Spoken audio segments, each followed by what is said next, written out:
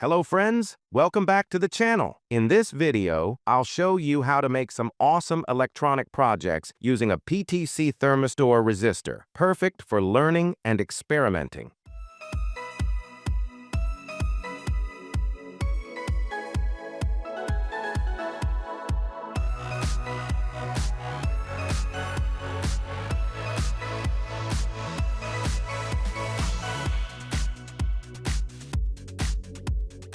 First up, we take a PTC Thermistor resistor.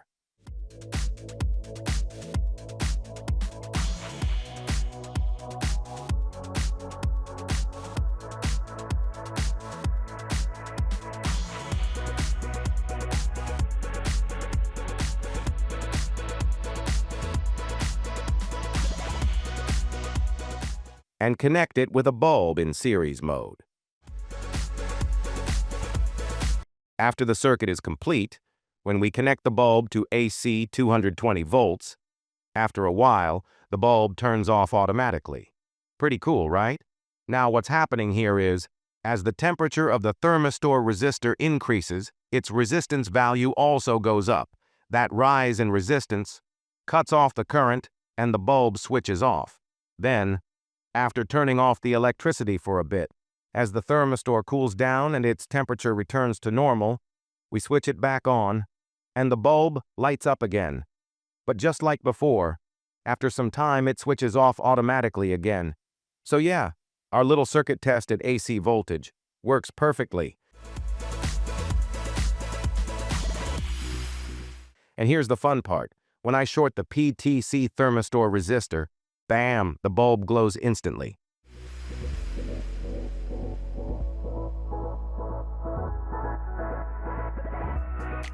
Now, let's move on to our next circuit.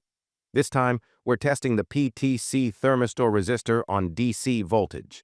So we take a 12-volt DC motor and connect a PTC Thermistor resistor to it in a series connection.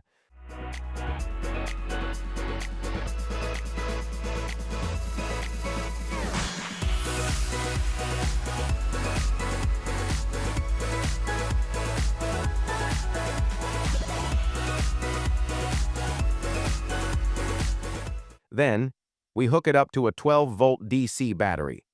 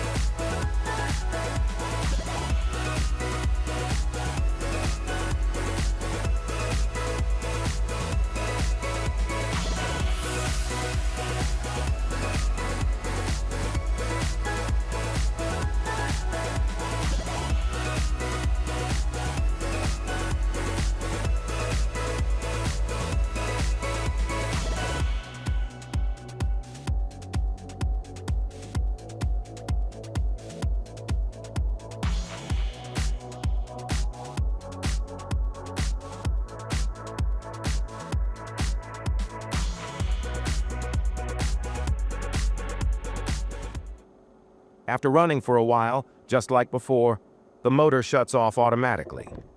Why? Well, again, as the temperature of the thermistor resistor increases, so does its resistance, and that stops the motor.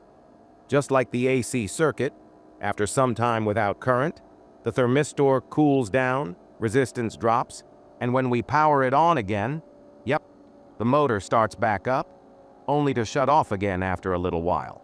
Due to the current passing through the resistor exceeding its power, its temperature increases and its resistance value automatically goes up. And when the thermistor passes a current less than the value of the resistor, its temperature won't increase.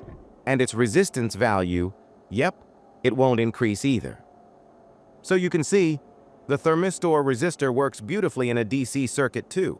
I hope you learned something new from this video and had fun watching it. See you in the next project. Please don't forget to like, share the video, and subscribe to the channel. It really helps. And if you have any questions about this project, just drop them in the comments below. I'll be happy to help.